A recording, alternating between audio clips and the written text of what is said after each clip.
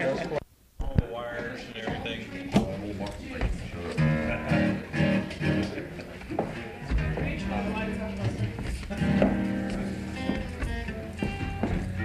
Oh, Arthur. How you coming? Pretty good, pretty good.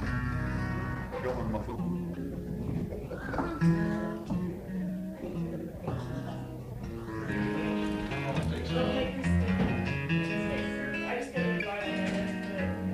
Just about ready, you think?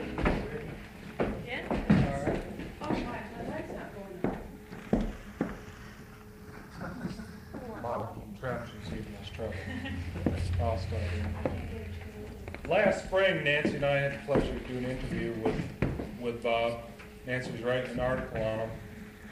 And I have to say that out of the 8 or 10 articles that Nancy's done, it was probably the most vital and exciting interview that I was privileged to be at. I think that's an indication of the man, as well as his love for the music that he has not only perpetuated over the years, but probably has spread all over the country, from the East Coast to the Midwest to the Rocky Mountain region, or close to it anyway, western Kansas. A gentleman who I think you're all going to enjoy. I think you're all very familiar with him from KTTS, Pictures from the Past. And Bob doesn't get the chance to do all the time what he'd like to do on the radio. And I think this is going to be a perfect opportunity for him too. I think probably one of the most finest entertainers that we've had at the House Concert Series. And a pleasure to have Barefoot Bob Kinney.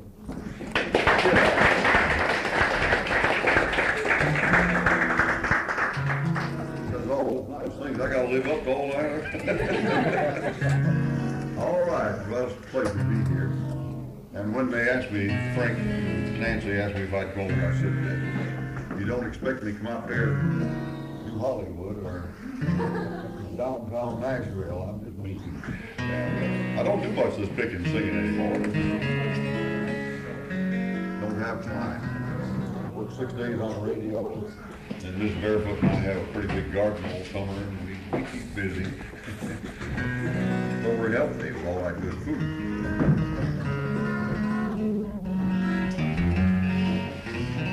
I have this old guitar I've had since this was my first love affair.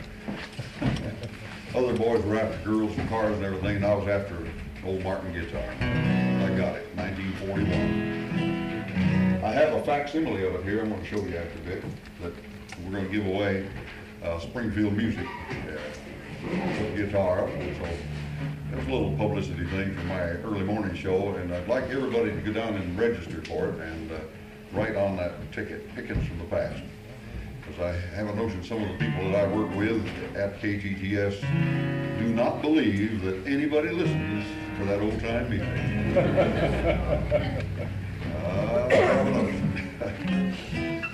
But anyway, we'd like you to do that. I started in radio. I wanted to be in radio so doggone bad that my teeth hurt me back there in the early 30s when I was a little kid, and I was tuning in and listening, and got the guitar, the first one, when I was about 13. And then an old boy worked with my dad out in the field, out in the forest. One of those government jobs back in those days. He was a 17-year-old boy. He came around and taught me a few chords. And later on, after World War II, I had his kids on my show. One of his kids went on to be a quite famous rock and roller up down the East Coast, Bobby and the Counts. I don't know if anybody ever heard of them. They were on Atlantic Records, and they were real big sellers. And strangely, as time goes on, things seem to evolve that way. I had a letter the other day from a little magazine account, some guy back up in Ithaca, New York, that's where it all started, sent me a story about this Bobby Comstock, who was the Bobby and the Counts, and now he's starting his band up again, and his boy, Bobby, is playing guitar with him. And so we just keep it going. It's beautiful anyway. But I sung my first song on WC, what is that? HCU. I have to have my memory with me. She's the other half of the time. WHCU in Ithaca, New York in 1941, and I did Old Cannonball then. And the guy that was on there was a DJ, and he heard me singing out at some American Legion gathering and invited me up because he said, "Can you sing Jimmy Rogers stuff?" And I said, "Yeah." So I was up on the air with him and several times, and then of course, that was the year the war started, so we packed everything away and went to war. I got out of South Carolina, and by Georgia, he had moved down there to Columbia, South Carolina, so I got on the air with him down there several times while I was in the service. And then later on, he went in the service, and I didn't see him again for a lot of years. But it was just one of those many people, you know, that helps you a little bit. He opened the door for me so I could come in there, and the first time I sung, I was so doggone scared, you know, I couldn't hardly do it. I guess I'll say so. I picked up an old song off one of those old 78 RPMs way back when I was a kid. I used it for my theme song. I sung 27 years straight on one station back in New York State. But this was the theme song. There's a lonesome trail keeps a-winding up the mountainside. A lonesome trail, and oh, I love it so. Lonesome shack on top the mountain, beneath the pine trees high. Little old home that I left long ago. I'm going up that lonesome trail before it is too late, where my old sweetheart promised me that she was gonna be. And I know that I'll be happy when I make her keep my bride. There's a lonesome trail keeps a-winding up the mountainside.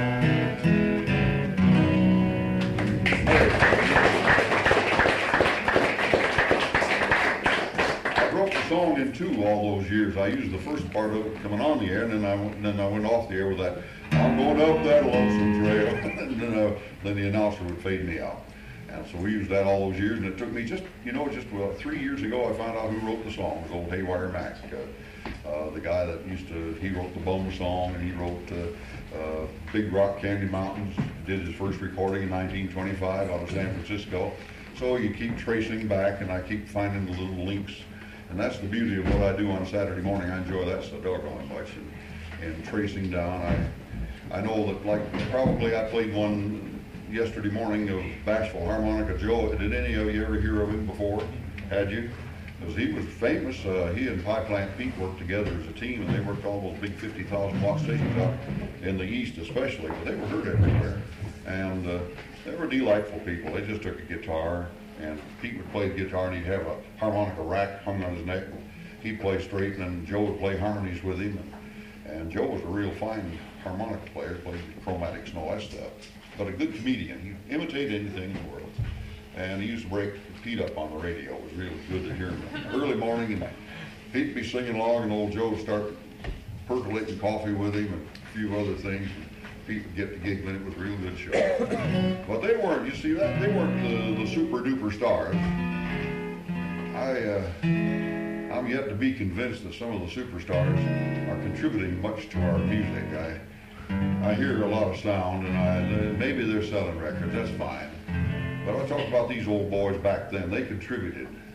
They made guys like us want to get a guitar and sing and pick and do things. Now when you can get somebody that'll inspire, then I go with them.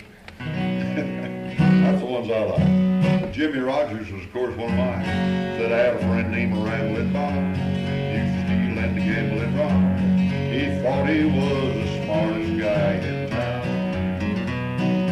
I found out last Monday, Bob got locked up Sunday. They got him in the jailhouse way downtown. He's in the jailhouse now. In the jailhouse now. Well, I told him once or twice, quit playing cards and fooling with the dice. In the jailhouse now. Good lady, oh, lady, lady, lady.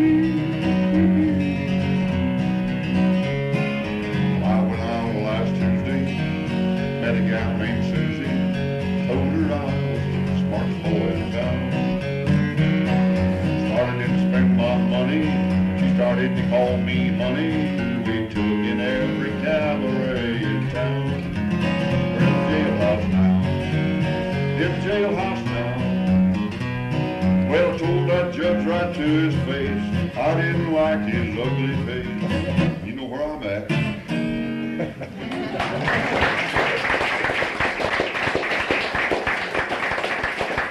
I think that was the first song I ever heard Jimmy Rogers sing, and And I hadn't heard him up to the time he died, to my knowledge, because I was born in 21. He died in 1933. And so I don't think I had heard him. If I had, I didn't know who it was. But when I got that first guitar, there was a neighbor lady up the road, had a stack of records, and she weeded them out and gave me a whole armful to take home for the crank them up gramophone, you know. And amongst them was that song there in the Jailhouse Now. 2 or 3 Jimmy Rogers singles in there. When I heard that guitar, I knew I got to do that. I knew I got to do that. And I don't do it nearly as well as I'd like to, or as I used to, or whatever. But then we went on and listened to other guys. Of course, old Gene Autry was big in the life of us guys back there in the 30s. We heard him sing those cowboy songs.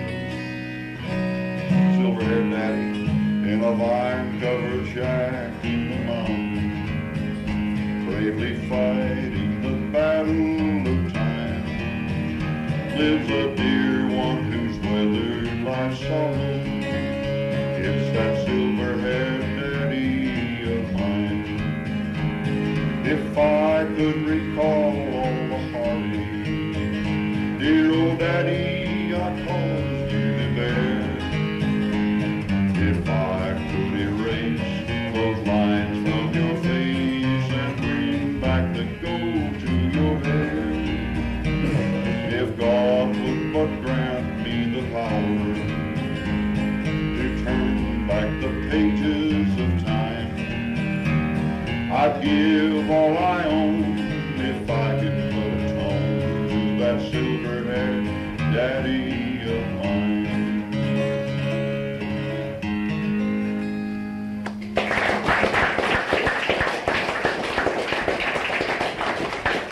Then that time goes on, you hear other guys too. I remember another feller I heard about 1941. Says, I'm walking that floor over you. I can't sleep a wink, that is true. I'm hoping and I'm praying and the heart breaks right in two. Walking the floor over you. Yeah. Then he sung right at the end of the war. He sung one of my all-time favorite songs. And through all the years, I said, a guy named Sergeant Henry Stewart wrote the song. And I finally got to ask, and I had met Red Stewart several times, but I never could remember to ask him. But this time I said, were you Sergeant Henry Stewart, World War II? And he said, yeah, I was.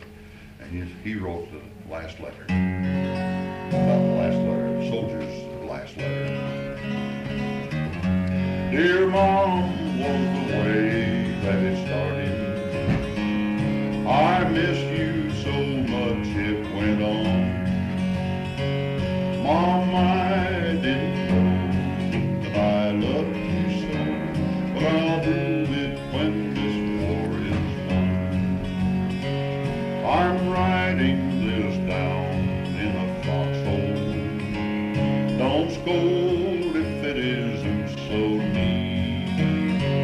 You know as you did when I was a kid, and I'd come home with mud on my feet. The captain just gave us our orders, and Mom, we will carry them through. I'll finish this letter the first chance I get, but for now, Mom, I'll say I love you. Then the mother's old hands began to tremble, and she fought back the tears in her eyes. But they came unashamed, for there was no name, and she knew that her darling had died. That night as she knelt by her bedside, she prayed, Lord above, hear my plea, and for protect all the boys who are fighting tonight, and dear God, keep America free.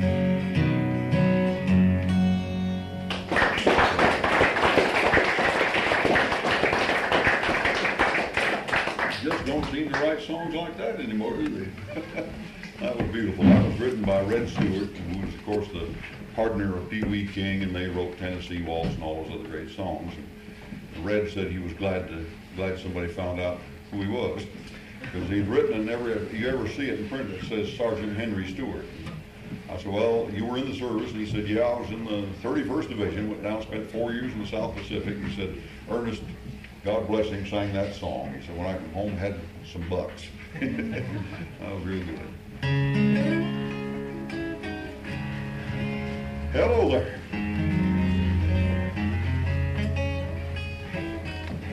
Talk about the influence and all the people you've heard, and of course, when you're singing and you're trying to, when you're doing a radio program, you always try to sing the popular songs. I quit doing that after a while, because there's no sense of a feller trying to sing a song that somebody else got a big hit on, because you're not going to do it that good.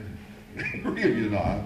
So I went more into learning old songs and doing the good old traditional things.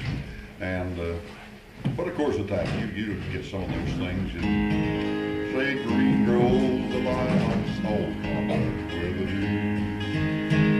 I'm lonesome, my darling, since parting with you. And by the next meeting I hope to prove and change the green lilacs to the red, white, and blue. That was old Tex Ritter, of course. Tex, he borrowed that. It was a song I understand was several hundred years old, was kind of migrated over from Scotland, they say. I can't quite understand all the words relating to Scotland, but anyway, it was a good song. But I guess they have lilacs that get green over there. Yes, sir. Well, I liked all these cowboy singers, and I mentioned Autry, and I think I admire a lot of them that a lot of people never heard of, like Rome Johnson. Did anybody ever hear of Rome Johnson? Fine singer, worked out of Cincinnati, Ohio. And I did hear, Slim Wilson told me a few years ago that Rome was going to be the lead voice for the Sons of the Pioneers, but I have never seen that happen. He had the voice very similar to Bob Nolan, of that nature, and did very well. Very good singer. And my wife liked him almost as much like me.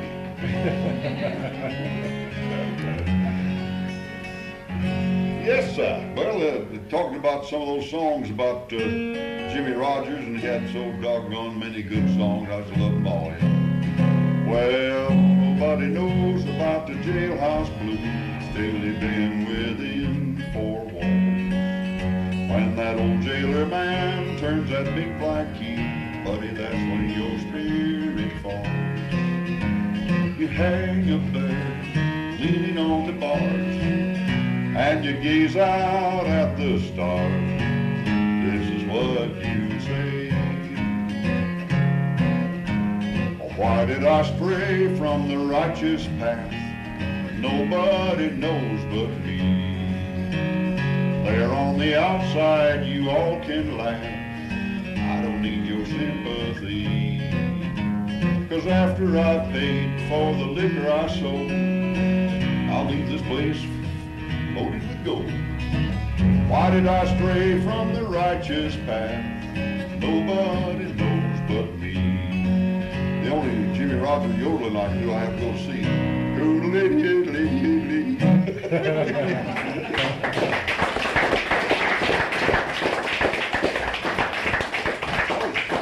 I always hoped I could learn to yodel. I never did get too good at it, but there are some mighty good ones. Of course, there was old Elton Brett, one of the greatest, and that boy I played yesterday morning, that Bashful Joe, he could get on it too. He'd do some good yodeling.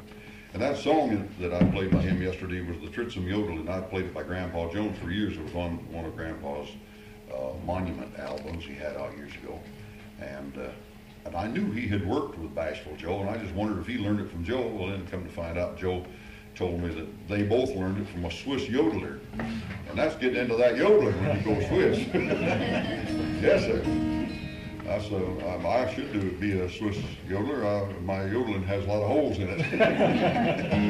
Like Swiss cheese. You learn a lot of songs. Some of them don't make much sense. down in the country where I come from, about all there is to do for fun is chase groundhogs and whittle on a piece of wood. Time that I turned 23, a few things started to bugging me. I figured I'd find out the best way that I do it. Borrowed a mule and I went to town, and I did a lot of looking around. What I discovered there, I would explain it if I could. I'm right here to tell you now, it's a whole lot more fun than being behind a plow. A lot more fun than whittling on a piece of wood. Went down to one of them juke joint places, lights was dim, couldn't see their faces, and the couples creeping slowly around the floor. Had several glasses of that old juice, and when that little lady turned me loose, I was headed everywhere, except toward the door. Got home next morning, my feet was aching, my back was breaking, my knees were shaking. I tell you, old country really worth the time. Now the hound dog hollering and chickens flying, the old folks fussing and the kids are crying.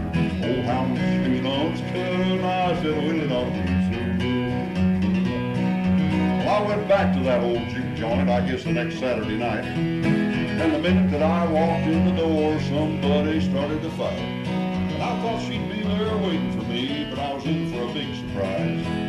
Some big jasper 9 feet tall and blacked up all my eyes. So now I'm back behind the plow, and the old boy done learned a lot. There's some that's got it, and some of us got it not. And the hound dog hollering, shavings flying, old folks fussing and the kids crying. Old hound got the old cow chewing on a cud, and I said a whittling on a piece of wood.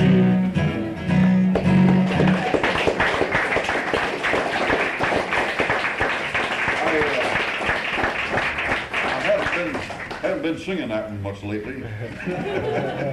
It's kind of hard to remember all the words to all the songs you ever heard, you know. And that's the other side of this getting old. You know, you start putting your words into other people's songs. Hope the other people don't mind.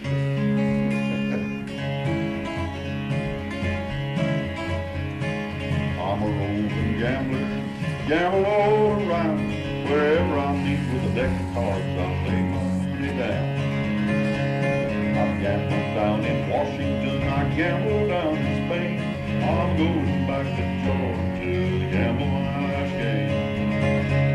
I'll gamble my last game. While I was down in Washington, not many more weeks than 3, when I fell in love with a pretty little lady and fell in love. She cooled me with her fan. She whispered low, your mama's here. I love this gambling man. I love this gambling man. Remember it so well. I'm a roving gambler, gamble all around. Whenever I see pretty women, set my guitar down, stay in that old town. There's enough of that.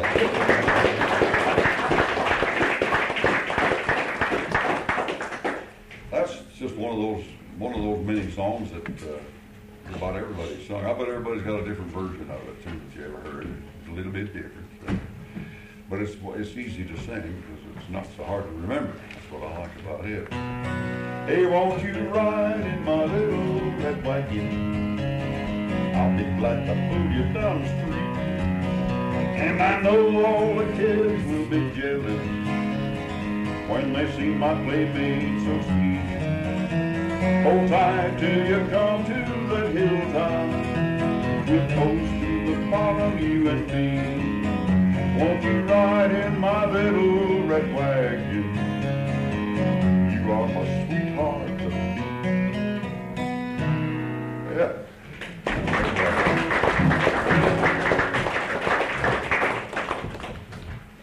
I get to telling stories and things, so if you get bored, throw something at me.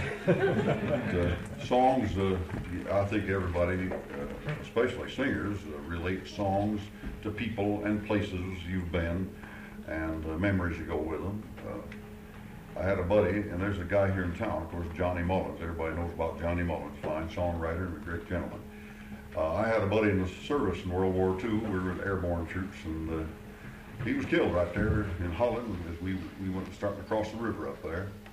But I always think back on him, and he used to come in, he'd go downtown. He was from New York City, had quite a New York accent, you know, but he'd come in, wake me up in the middle of the night, and he'd have a bottle, and he'd insist I had a little swig with him, and get the guitar out, because I wanted to sing. I'm going to sing, you're going to play, see, yeah. And he'd sing. Yes, sir. His favorite song was, you meet a lot of guys who think they're mighty wise, all because they've got a thing or two. You meet them every day, strolling up and down Broadway, bragging about the things that they can do. There's card sharks and there's shooters and there's liars and crap shooters, and you meet them all around the Hotel Metropole.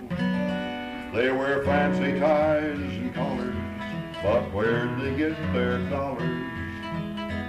They've all got an ace down in the hole. And some of them write to the old folks for coin. That's their old ace in the hole. And some sport a bell on the old tenderloin. That's their old ace in the hole. They'll tell you of places they're going to go, like Italy or the old North Pole. But their names would be mud, like a chump playing stud, if they lost that old ace down in the hole.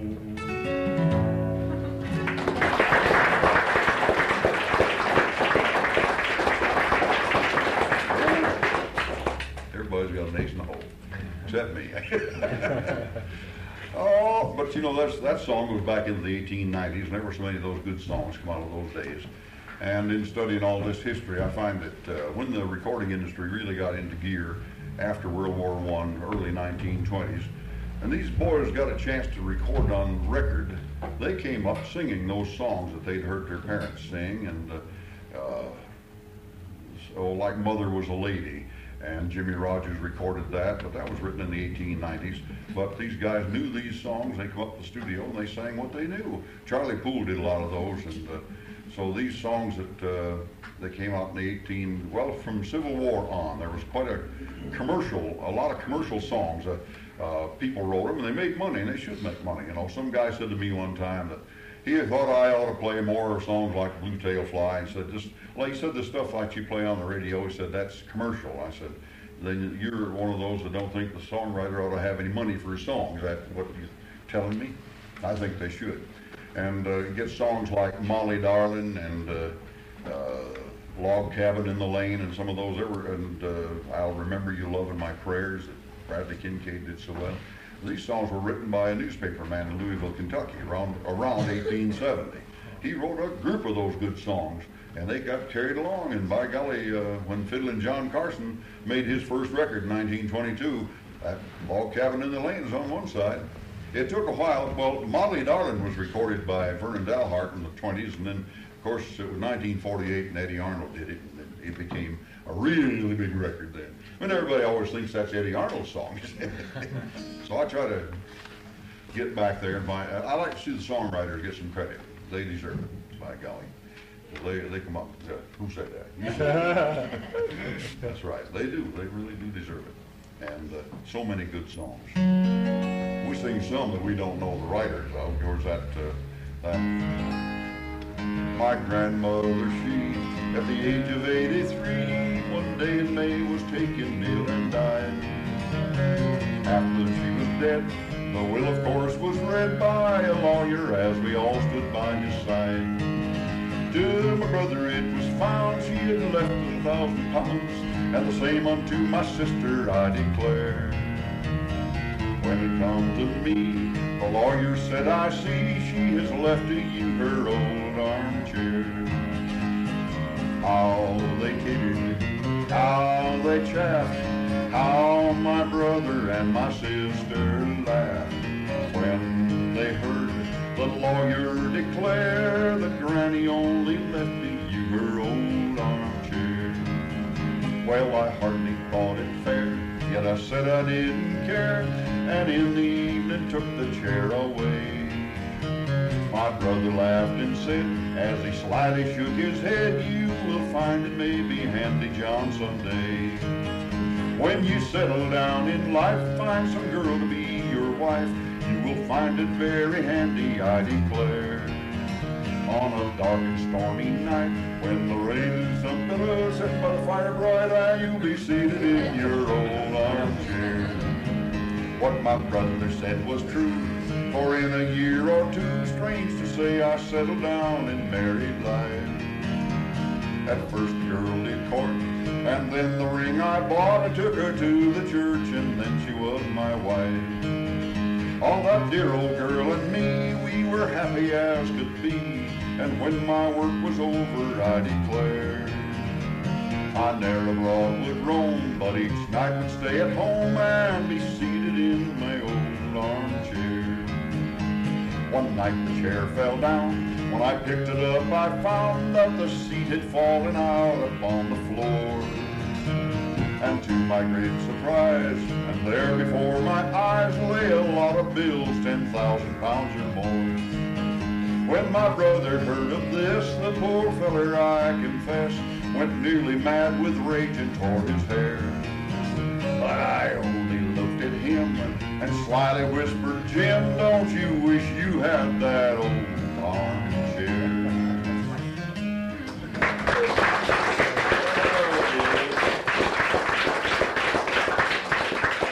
This fella over here with the hat tells me he's come across a song. It's the same nature, only it's about an old brown pair of pants. And I wish I could remember all the songs that I know about. When I was singing on the radio so long, I always sang out of a book. I got to where I just could not remember all these things. But there's another song called My Old Brown Coat and Me. I have played that on a Saturday morning. Doc Williams did a recording of it in the early 50s out there in West Virginia. But it's a good song about the girl who wouldn't marry this old country boy, had the old brown coat, and she went and married what she thought was a fancy man. He turned out to be a lawyer or turned out to be a pirate, which is about the same thing. But he turned out to be a pirate, and so she often wished that she'd wed My Old Brown Coat and Me. Those are such good stories, and there are so many of those good songs that ought to be sung and ought to be carried on, and how you going to do it? Modern radio doesn't want much of it, I'll tell you that. I don't know what'll happen when I get out of this thing.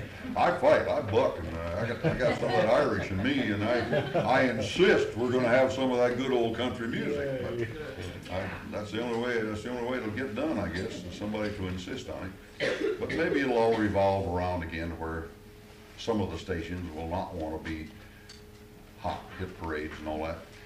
Seems like some of the stations would pick up and carry some of the older good old country music in there, because there's a lot of it. But we're into a big trend today, and of course Big Money runs the whole show. Big Money back in Nashville, they bought and sold Nashville.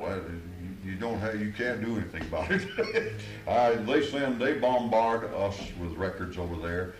I would imagine we some weeks get 500 records. Now how in the world can you get 500 new records and put them on the radio?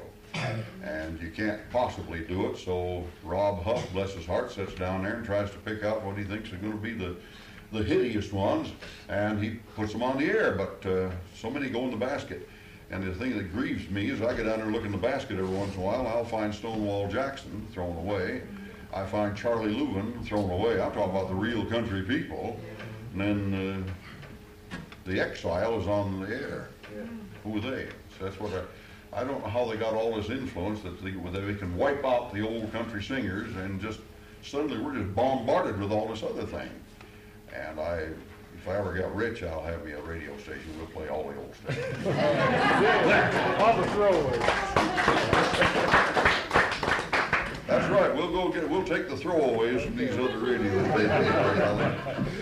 That's a fact. That's a fact. but I love radio and I love the broadcasting, and that's why I've stuck in it so long. And I never intended to be any captain of the ship. I didn't want to be a corporal in the Army, and I didn't want to be a program director nor a manager of a radio station. I only wanted to be on the radio and doing my show, and interfered with as little as possible. But we do go along. I go along with the modern trends and do play my share of the modern songs too. Somebody said the other day, said, "You don't play Tom Jones?" I said, "Well, if I'm playing Tom Jones, I'm not playing Bob Wills, you see." There's a story right there. It's that 3 or 4 minutes of time that I'd rather put somebody else into. So let the other guys do all other stuff.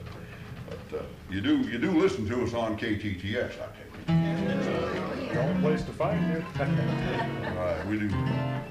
We do have a trend, and I want to give credits out here because the folks I work for out of Wichita are country music people, and they're also money-making people, and they realized a few years ago that you're going to have to get on the train and ride. You want some of that money out there because advertisers won't buy advertising time on something else. They only want what's going on today. This very modern thing. They're aware of that, so they work it that way. But Mike Oatman is our kind of, he's the manager. We've got 10 stations now. When I went to work for him first in 1964, that was the poorest station in Kansas. KFDI was the poorest station in Kansas, going into red every minute of its life. And Mike Oatman came in there, and there was a whole group of us came in there together. And in 6 months, we had that station making money. We did it primarily there with Western Swing because the folks over there, man, they ate it up and hadn't had it in a long time. So we really sold that station. But now we've gone on with 10 more stations. But Mike just had a story in one of the national magazines recently, and they asked him a question. They asked him and another man a question. There was we'll say, I don't know the other guy. I think he was a manager of some big Today country music station in Chicago or somewhere. And here was Mike Oatman out of Wichita, Kansas. And what do you think country music should consist of today? And God bless Mike, he says that if you look at the public in the eye and say you're going to play country music, you should play country music. And that's just what I've been saying for so long. I hate to be a liar. I hate to sit up there and say I'm country and we play country music 24 hours a day and then play a whole lot of everything else. That's lying, and you don't lie to country folks, not your country neighbors. You don't lie to them. You can lie to those city people. Those other ones, let Rock 99 do all the lying. We in the country should talk truth, and we have a thing coming on now. We had a meeting last Tuesday afternoon, and Don Paul told everybody in the place. He said we are as near hardcore country as any country station in the country today. And he's right. We do play more country music.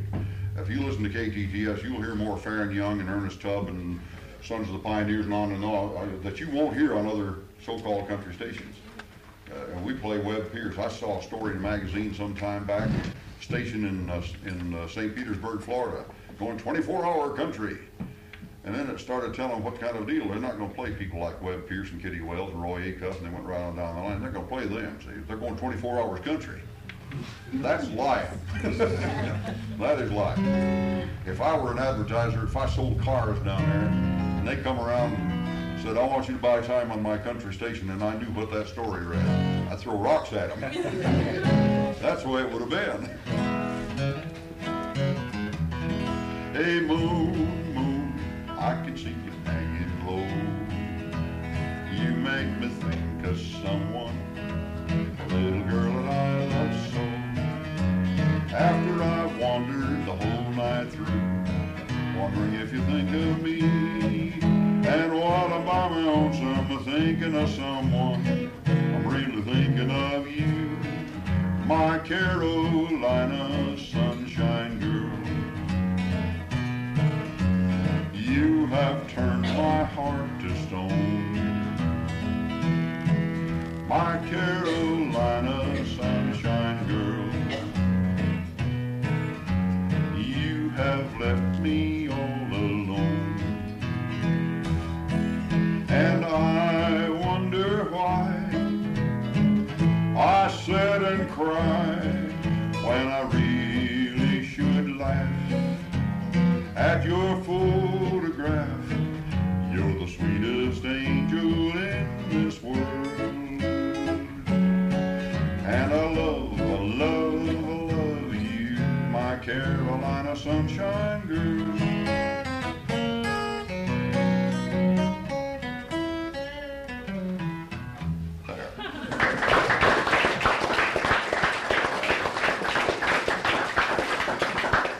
Another one of the Jimmy Rogers songs.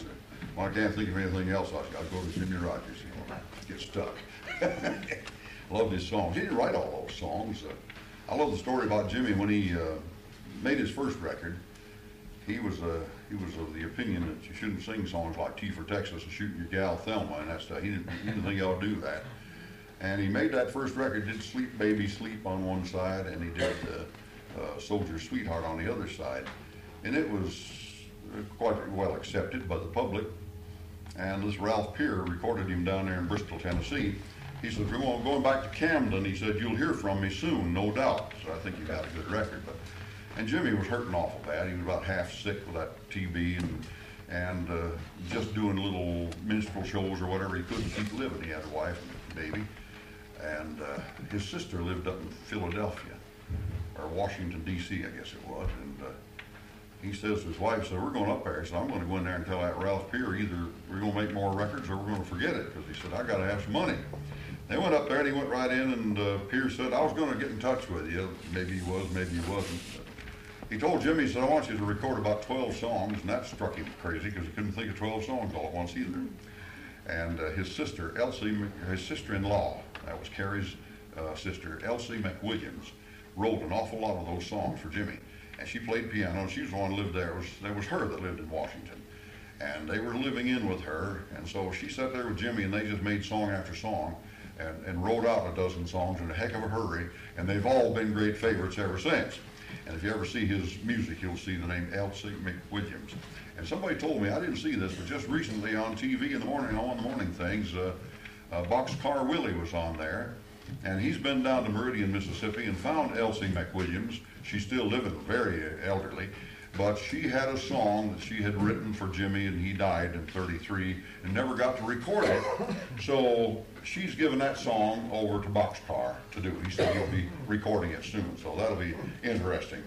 And so many good songs. Their stories go with the songs and go with the singers and the writers and everything. Doggone, and Merle Travis there, he...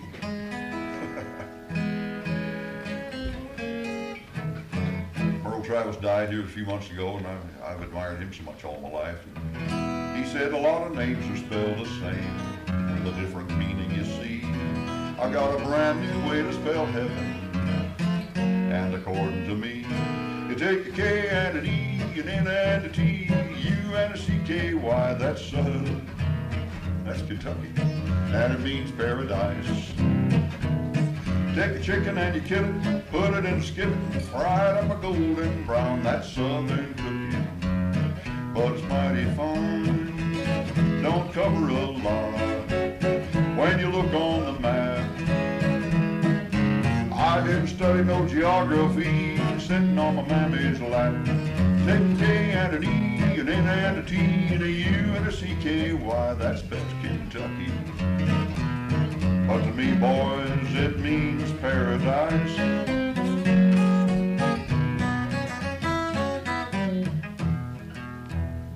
Fat fingers working.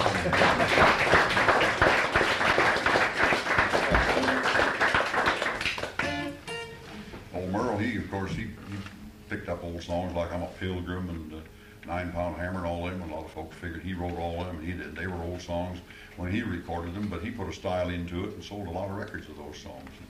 So Merle Travis was one of the great gentlemen in our business. I don't think he ever got the credits he deserved. But there's a lot of them. I talk about Pete Castle on the radio, and there was a fine entertainer. And so many of them never made any money either. You know, you look back and you find the stories, you find people who knew them, and they say, the guy never made any money. He was always poor. And then he died, and long after he's dead, we're talking about him and playing his records and his songs and giving him the credits. And why can't they give people credits while they live in, huh? It's too bad. Yes, sir. Talk about those pioneers. I'll tell you a story. I told you about my buddy John Mullins and his favorite song there. I had another guy, buddy named Mullins. He was Robert L. He was from down in San Antonio, Texas. We were a couple of screaming memes in the war there. I didn't sprout any angel wings while I was in the service. And we used to go to town and mess around, I'll tell you. Mullins and I sang a lot together, though. He loved this stuff, and he got to see me. I'll tell you the story about Mullins first, then I'll sing a song. But the old boy got banged up on a mountain down in Italy, broke his leg. Shell hit way up here, and the rocks come tumbling down, just mashed his legs. So he could no longer be a paratrooper, and they transferred him over to another unit. He put him driving truck. And wherever we were later on, why, he saw to it that we had the very best of groceries and of beverage. He would come sailing in with the truck and bring us the groceries. He was our best old boozing buddy. We left Italy and went to England to get ready for the big invasion up there. And when we got ready to go, he come around there and he got tears in his eyes, says, "Dad gum, you Kinney," he said, "you leaving me?" And he said, "Ain't gonna have any more good times." And I said, "You have good times." He pulled off a ring. He had a ring with parachute wings on it. He pulled that ring off and gave it to him. He said, "I want you to take that ring, and so next time we meet, you give it back to me." About 29 years later, by George, I traced him down, and he had been real sick. He had a partial stroke, I guess, because he was wearing a brace on his leg, and he couldn't work anymore. But he drove up here and spent some days with my wife and I gave him the ring. And about 2 months later, I called him on the phone. "How you doing, Robert?" He said, "Pretty good." He said, "You know that dadgum ring you give me? I lost that thing." I said, 29 years I carried that lousy ring. Oh, boy. But anyway, we used to sing Cool Water. Down in Africa, we were out there marching across that North Africa, and you have about one canteen of water to go you 24 hours. And after a while, we'd be singing this song, the boys throwing rocks at us. All day I faced the barren waste without a taste of water.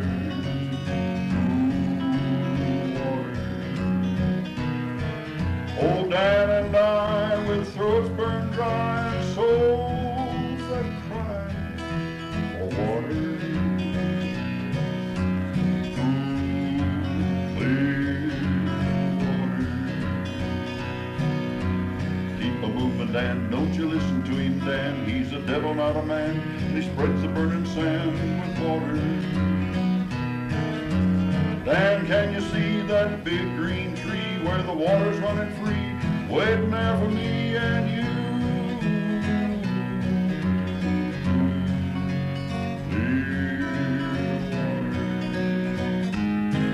Dan's feet are sore, there's one thing more he's longing for than water.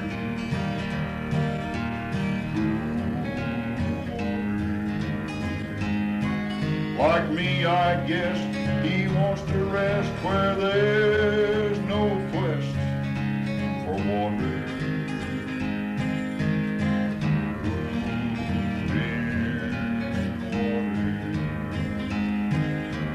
Keep a moving, Dan, don't you listen to him, Dan. He's a devil, not a man, and he spreads the burning sand with water.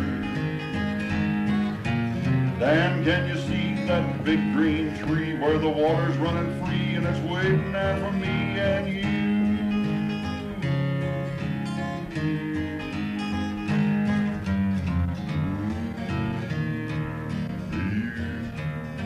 Water.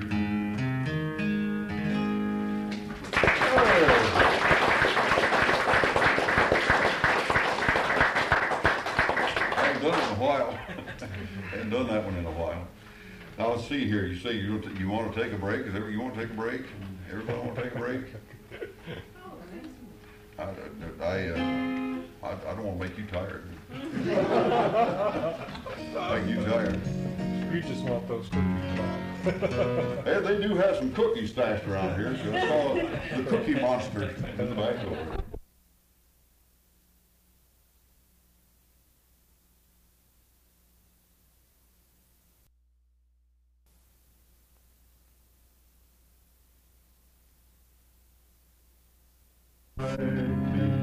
No lovers' quarrels, no bungalows for two. We don't turn down lovers' lane, just keep right on a saying, I only want a buddy, not a gal. Now what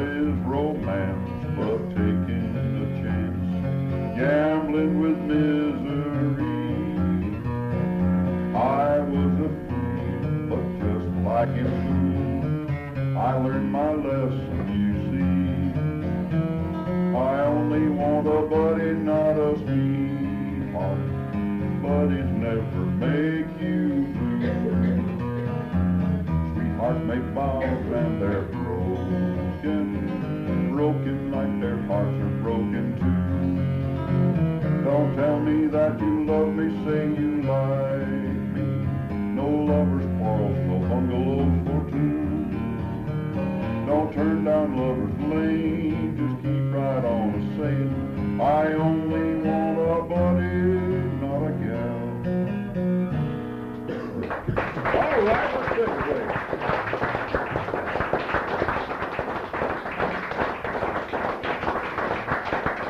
It's on. Look at that. That's gold.